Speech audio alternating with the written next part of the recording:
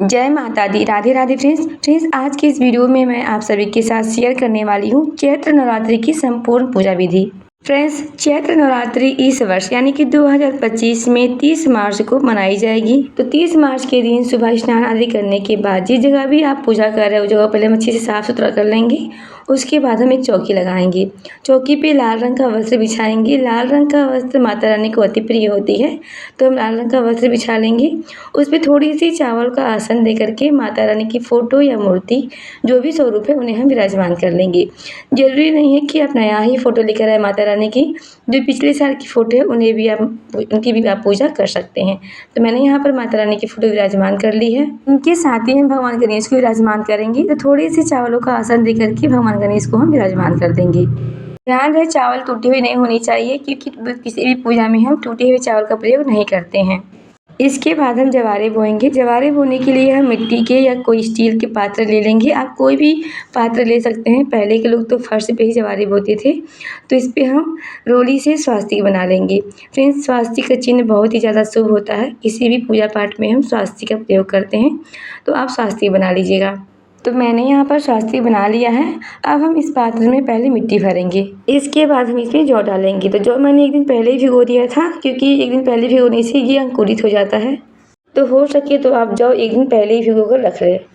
अगर नहीं भिगोना चाहते हैं तो सूखे जौ भी आप इस पात्र में डाल सकते हैं। अब हम इसमें थोड़ी थोड़ी पानी डाल देंगे। अगर आपकी मिट्टी गीली है तो मत डालिएगा, अगर नहीं है सूखे हैं तो थोड़ी सी पानी डाल दीजिएगा। इसके बाद हम इस पात्र के कंठे पे मौली बांध देंगे और इस पे रोली और चंदन से तिलक कर देंगे। तिलक करने के बाद इस पात्र को हम माता रानी के पास रख देंगे। देखिए, कलश की स्थापना जब हम करते हैं तो माता रानी की सीधे हाथ की तरफ करते हैं। अब जब जो आपने जवारे बोए हैं आप किसी भी साइड रख सकते हैं। आप चाहे तो जो जवारे बोए हैं उसके ऊपर भी कलश की स्थापना कर सकते हैं। तो मैं अलग से कलश की स्थापना करूँगी। तो माता रानी की सीधे हाथ की तरफ जिधर शेर का मुख है उधर हम कलश की स्थापना करेंगे। तो पहले चावल से अष्टदल कमल बना लेंगे। आप चाहे तो यहाँ पे स्वास्तिक भी बना सकते हैं चावलों से। और यहाँ पे अष्टदल कमल बनाने के बाद हम एक मिट्टी का कलश लेंगे। देखिए, आप मिट्टी के कलश ले सकते हैं, तांबे का, पीतल का, कोई भी कलश ले सकते हैं, लेकिन हमें स्टील का कलश बिल्कुल नहीं लेना है। इस बात का आप ध्यान दीजिएगा। तो मैंने यहाँ पर मिट्टी का कलश ले लिया है और कलश के कंठे पर मौली बांध दी है, यानी कि कलावा, और इस पर रोली से स्वास्तिक बना लिया है। इसके बाद हम गंगा जल डालेंगे थोड़ी सी, और उसके बाद शुद्ध जल से पूरे कंठे तक कलश को भर देंगे। अब हम कलश के अंदर सुपारी, सिक्का, थोड़ी सी चावल, लौंग, इलायची और हल्दी डाल देंगे। अगर आपके पास हल्दी है, हल्दी की गांठ है तो वो डाल दें, नहीं है तो आप हल्दी की पाउडर भी डाल सकते हैं। तो ये पांचों चीज़ें मैंने कलश में डाल दिया है। इसके बाद हम पंचपल्लो लेंगे। तो अगर आपको इस तरह का आम के पंचपल्लो मिल जाते हैं तो वो ले लें, नहीं तो खुले पत्ते भी आप आम के ले सकते हैं। तो इसमें मैं थोड़ी सी तिलक कर दूँगी। तिलक करने के बाद हम इस पत्ते को कलश में सजा देंगे। तो मैंने यहाँ पर पत्तों में तिलक कर दिया है। अब मैं कलश में पत्तों को सजा दूंगी। इसके बाद हम एक पात्र में चावल रखेंगे। इस मिट्टी के ढक्कन में मैंने ये चावल रख लिया है। इसके कलश के ऊपर हम इस ढक्कन को रख देंगे। इसके बाद हम एक जटा वाली नारियल ले लेंगे। नारियल पे हम थोड़ी सी तिलक कर देंगे। आप चाहे तो नारियल पे स्वास्तिक भी बना सकते हैं। तिलक करने के बाद हम नारियल के ऊपर एक चुनरी बांध देंगे। देखिए, अगर आपके पास चुनरी नहीं है तो कोई भी लाल कोरा कपड़ा इसके ऊपर लपेट सकते हैं। वो भी नहीं है तो आप कलावा से भी काम चला सकते हैं। तो मैंने यहाँ पर चुनरी लपेट दिया है। इसके ऊपर से हम कलावा से बांध देंगे ताकि चुनरी खसके ना। अब हम इस नारियल को कलश के ऊपर रख देंगे। ध्यान रहे जो नारियल का मुख है वो हमारी तरफ होनी चाहिए, यानी कि जो पूजा करता है उसकी तरफ होनी चाहिए। इस तरह से हमारे कलश की स्थापना हो जाएगी। इसके बाद हम नवग्रह की स्थापना करेंगे। नवग्रह की स्थापना करने के लिए हम इस तरह से चावलों की छोटी छोटी ढेरी लगा देंगे।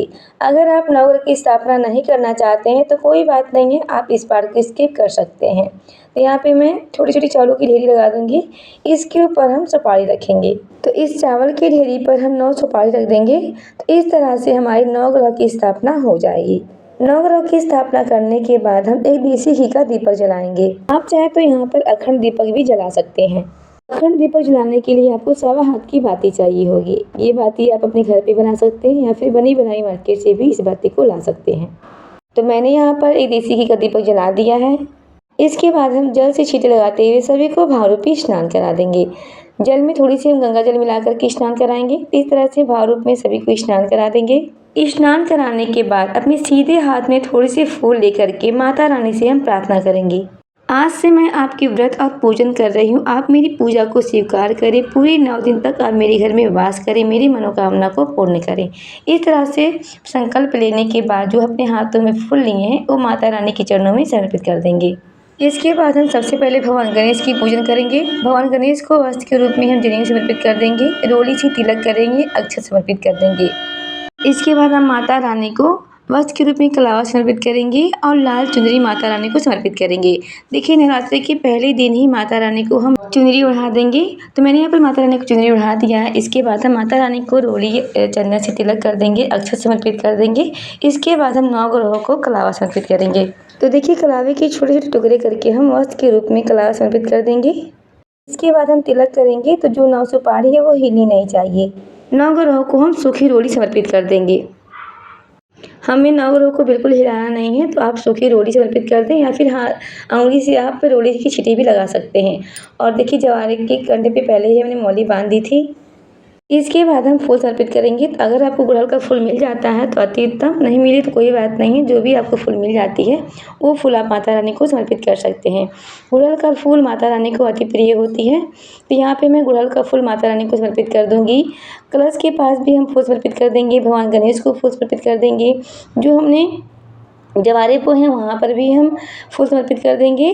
इसके बाद हम भोग समर्पित करेंगे। तो माता रानी को पान के पत्ते पर लौंग, इलायची, सुपारी, बतासा रख करके माता रानी को हम भोग समर्पित कर देंगे। पान के पत्ते का भोग बहुत ही शुभ होता है, तो आप हो सके तो माता रानी को पान के पत्ते का भोग जरूर समर्पित करें। इसके साथ ही हम बतासा भी समर्पित कर देंगे माता रानी को। अगर आपको बतासा नहीं मिल पाती है तो आप इसकी जगह मिश्री भी समर्पित कर सकते हैं, लेकिन बतासा बहुत ही शुभ होता है, तो हो सके तो आप बतासे का भोग समर्पित करें। इसके साथ ही हम पंचमेवे का भोग समर्पित कर देंगे और इसके साथ ही आप कोई भी ऋतु फल का भी भोग समर्पित कर सकते हैं। तो मैंने यहाँ पर केले का भोग समर्पित कर दिया है। इसके बाद हम माता रानी को श्रृंगार के सामान समर्पित करेंगे। पूरे 9 दिन में आप किसी दिन भी माता रानी को श्रृंगार के सामान समर्पित कर सकते हैं। तो आप चाहें तो 16 श्रृंगार समर्पित करते हैं या फिर 5 से 7 चीज़ें भी माता रानी को श्रृंगार के सामान समर्पित कर सकते हैं। तो मैंने यहाँ पर माता रानी को श्रृंगार के सामान समर्पित कर दिए हैं। इसके बाद हम दक्षिणा समर्पित करेंगे। दक्षिणा भी आप पूरे 9 दिन में किसी दिन भी दक्षिणा समर्पित कर सकते हैं। इसके बाद हम 1 लोटा जल भी समर्पित कर देंगे। इसके बाद देखिए, आप चाहें तो पाठ कर सकते हैं या फिर आप नवरात्रि की व्रत कथा सुन सकते हैं। तो इस तरह से अपने हाथों में हम फूल और अक्षत लेकर के दुर्गा चालीसा पढ़ लेंगे या फिर पाठ कर लेंगे। आप चाहें तो नवरात्रि की व्रत कथा भी सुन सकते हैं। तो व्रत कथा सुनने के बाद जो अपने हाथों में फूल और अक्षत लिए थे माता रानी के चरणों में समर्पित कर देंगे और हाथ जोड़ लेंगे।